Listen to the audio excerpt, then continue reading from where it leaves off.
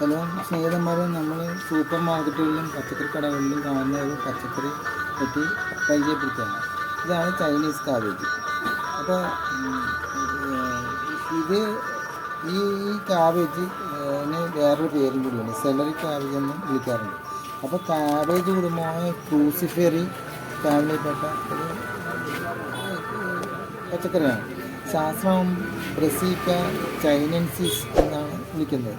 അപ്പോൾ ഇത് cauliflower, കോൾറാബി, broccoli, cabbage എന്ന പച്ചക്കറി വിഭവത്തിൽ നിന്ന് രൂപമാറ്റം വന്ന് ഒരു പച്ചക്കറി ഇനമാണിത്. അപ്പോൾ ഇത് രണ്ടിനമുണ്ട്. ഇപ്പോൾ നമ്മൾ ഒരു ഇനം എന്ന് പറഞ്ഞാൽ പെറ്റ്സൈ ഇനം എന്ന് പറയുന്ന ഒരു നീണ്ടുരുണ്ട് ആകൃതിയും മൂളങ്ങളും ചുളുക്കുകളും ചേർന്ന് പച്ച ഇലകളാണ്. അപ്പോൾ ഇപ്പോൾ കാണുന്നതാണ് ആ ഇനം. പിന്നെ രണ്ടാമത് തന്നെ പാക്സൈ ഇനത്തിന് മുകളമില്ല, അടുത്തടുത്ത് വിരിഞ്ഞ ഇലകളാണ്. അപ്പോൾ അണ്ടാകൃതിയും നീളമുള്ള ഇലകൾക്ക് ഇരുണ്ട പച്ചനിറമാണ്. പക്ഷേ ഇത് തമിഴ്നാട്ടിലും കർണാടകയിൽ നിന്നാണ് ഈ പച്ചക്കറിയൊക്കെ കേരളത്തിൽ വരുന്നത്. അപ്പോൾ കേരളത്തിൽ കൃഷിയുണ്ട്. അപ്പോൾ ഈ ശീതകാല വിളയാണ്. അപ്പോൾ ശീതകാലം എന്ന് വെച്ചാൽ മഞ്ഞ് മാസത്തിൽ. അപ്പോൾ മഞ്ഞ് മാസത്തിലാണ് ഈ പച്ചക്കറി ഉണ്ടാകുന്നത്. അപ്പോൾ ഇത് സലാഡ് വിഭവത്തിൽ പെട്ട ഒരു ഇലക്കറിയാണ്. അപ്പോൾ ചൈനീസ് കാബേജ് ഇലക്കറി ഇലകൾ ആവിയിൽ വേവിച്ചോ അല്ലാതെയൊക്കെ സലാഡുകൾ ചേർക്കുന്നത്.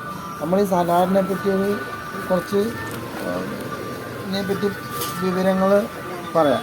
അപ്പോൾ ഗ്രീസിൽ 15-ാം നൂറ്റാണ്ടിൽ പലതരം ഇലക്കറികളിൽ ഉപ്പും എണ്ണയും യോജിപ്പിച്ച് സലാഡ് യൂറോപ്പിൽ വന്നു. അവിടെ സലാഡ് വിഭവത്തെ കുറിച്ച് പരീക്ഷണങ്ങളിൽ ലാറ്റിൻ പദമായ സാൽ എന്നാൽ ഉപ്പ് അല്ലെങ്കിൽ സോൾട്ട് എന്ന അർത്ഥം വരികയും രൂപാന്തരമായ റോമിൽ ഗാർഡൻ സലാഡ് എന്ന പേരിൽ ഗ്രീക്കുകാരും റോമക്കാരും പ്രചരിപ്പിച്ചു തുടങ്ങി. 17-ാം നൂറ്റാണ്ടോടെ അവിടെ രാജാക്കന്മാരുടെ വിരുന്നിന് ഇറച്ചിക്കറികളിലും ചേർത്ത് മൗണ്ട് സലാഡ് എന്ന വിഭവം ഉണ്ടാക്കിയിരുന്നു. അപ്പോൾ പല സലാഡായും കാണാം. 19-ാം നൂറ്റാണ്ട് കാബേജ് പൊടിയായി അരിഞ്ഞ് വെണ്ണയും വിനാഗറും ചേർത്ത് കൂൾസ്ലോ എന്നൊരു കാബേജ് ഇനം സലാഡ് അവിടെ ഉണ്ടാക്കിയിരുന്നു. അപ്പോൾ അതുണ്ടാക്കിയത് ഡച്ചുകാരാണ് പ്രചരിപ്പിച്ചത്. അപ്പോൾ 19-ാം നൂറ്റാണ്ടിലാണ് ആ ഡച്ചുകാരുടെ ഇതിലാണ് നമ്മൾ അങ്ങനെ പലതരം സലാഡ് വിഭവമായി മാറിയത്. അപ്പോൾ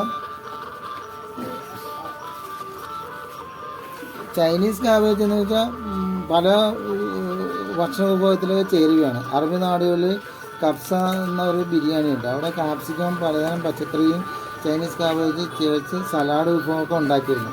അപ്പോൾ ബർഗർ എന്ന ഇതിൽ ഒരു ചേരുവയാണ് നമ്മുടെ ചൈനീസ് കാബേജ്. അപ്പോൾ നമ്മുടെ നാടുകളിലും റെസ്റ്റോറൻറ്റുകളിലും ചൈനീസ് കാബേജ് ആവിയിൽ വേവിച്ച് സലാഡുകളിലും മറ്റു വിഭവങ്ങളും ചേർക്കുന്നുണ്ട്. അപ്പോൾ അങ്ങനെ ആവി വേവിച്ച് നല്ല രുചിയാണ്. കൂടാതെ നമുക്കിത് മെഴുക്കുവരട്ടി ഉണ്ടാക്കാം.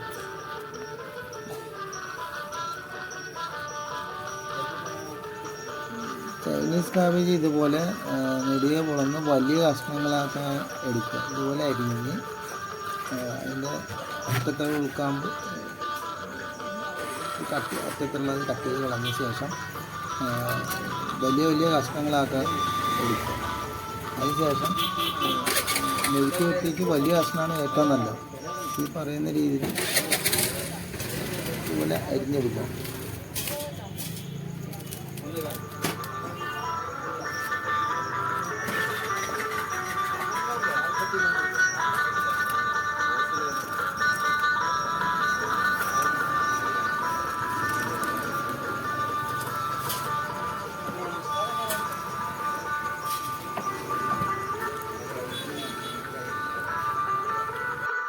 മുളക് പൊടി, മഞ്ഞൾപ്പൊടി, സവാള, വെളുത്തുള്ളി, പച്ചമുളക്, കറിവേപ്പില, കടുക്, വെളിച്ചെണ്ണ ഇത്രയും സാധനങ്ങളാണ് മിക്സിയിലിട്ട് വേണ്ടത്.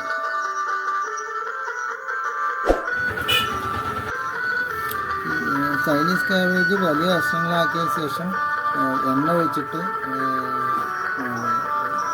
പച്ചമുളക്, മഞ്ഞൾപ്പൊടി, മുളക് പൊടി, വെളുത്തുള്ളി കൂടുതൽ വേണം, പിന്നെ സവോള, ഇതെല്ലാം കൂടി ഏറ്റി ഇത് കഷ്ണങ്ങളെല്ലാം ഇട്ട് വഴറ്റി എടുത്തിട്ട് ഇതും കൂടി ഈ ചൈനീസ് കാബേജും കൂടി ഇട്ടിട്ട് മൂടി വെച്ച ശേഷം നമ്മൾ ഭക്ഷണമാക്കാം. ഇഞ്ചി പാടില്ല, അതാണ് ഇതിൻ്റെ പ്രത്യേകത. അനവധി പോഷകങ്ങൾ അടങ്ങിയാണ് ചൈനീസ് കാബേജ്. പോഷകങ്ങൾക്ക് പ്രോട്ടീനും കരോട്ടീനിലൊക്കെ കൂടുതലുണ്ട്. കൂടാതെ നാരുകൾ, calcium, phosphorus, iron, thiamine, riboflavin, niacin, മറ്റ് വിറ്റാമിനുകളൊക്കെ അടങ്ങിയാണ്. ധാതുക്കൾ, കൊഴുപ്പ്, സോഡിയം, പൊട്ടാസ്യം, ഒമേഗ-3 ഫാറ്റി ആസിഡുകൾ, ഫ്ലവനോയിഡുകളൊക്കെ നിരോധനകാരിയ ആസിഡുകളാണ് ഇതൊക്കെ. അപ്പോൾ ഇതുപോലെയുള്ള നമ്മുടെ ഇത് ഭക്ഷണത്തിൽ ഉപയോഗിച്ചാൽ ശരീരത്തിന് ആ നേരത്തെ പറഞ്ഞ പച്ചക്കറി വിഭവങ്ങളിലൊക്കെ ഉള്ള ഗുണങ്ങളൊക്കെ ഇതിൻ്റെ അകത്ത് അടങ്ങിയിട്ടുണ്ട്. അങ്ങനെ നമ്മുടെ ശരീരത്തിന് ആരോഗ്യത്തിന് നല്ലതാണിത്. തുടർന്ന് നമ്മുടെ വീഡിയോ കാണാനായിട്ട് ഷെയർ ചെയ്യുക, സപ്പോർട്ട് ചെയ്യുക. എല്ലാവർക്കും നന്ദി, താങ്ക്സ്.